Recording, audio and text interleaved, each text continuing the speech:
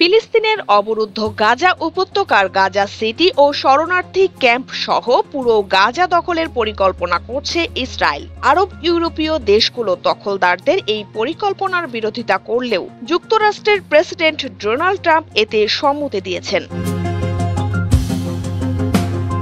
স্থানীয় সময় সোমবার মার্কিন সংবাদ মাধ্যম এক্সওসকে ফোনে দেওয়া এক ইন্টারভিউতে ট্রাম্প বলেন, অবশিষ্ট জিম্মিদের মুক্ত করা এই মুহূর্তে খুবই কঠিন, কারণ বর্তমান পরিস্থিতিতে হামাস তাদের বের হতে দেবে না।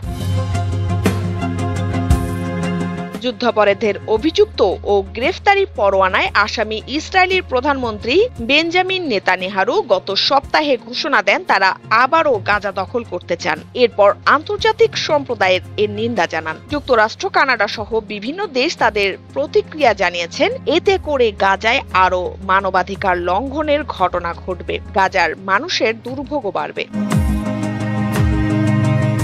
এছাড়া ইসরায়েল এই পরিকল্পনার কারণে গাজায় আবারও নতুন করে বড় বাস্তুচ্যুতির শঙ্কা দেখা দিয়েছে। ট্রাম্পকে এক্সিওসের সাংবাদিক জিজ্ঞেস করেন তিনি নেতানিয়াহুর এই পরিকল্পনাকে সমর্থন জানান কিনা। সরাসরি এই ব্যাপারে উত্তর না দিয়ে মার্কিন প্রেসিডেন্ট বলেছেন, হামাসের উপর আরও সাময়িক চাপ প্রয়োজন। তিনি আরো বলেন, ইসরায়েলকে সিদ্ধান্ত নিতে হবে তারা পরবর্তীতে কি করবে, হামাসকে কি গাজায় থাকতে দেবে কিনা। তবে আমি মনে করি হামাস গাজায় থাকতে পারবে না।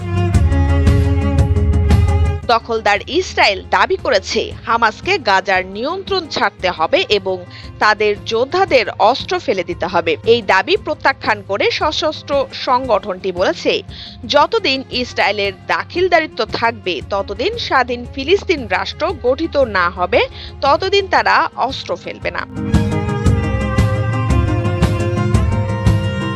ইন্দ্রাণী মুখার্জি, ডেস্ক রিপোর্ট, সকালের বাণী।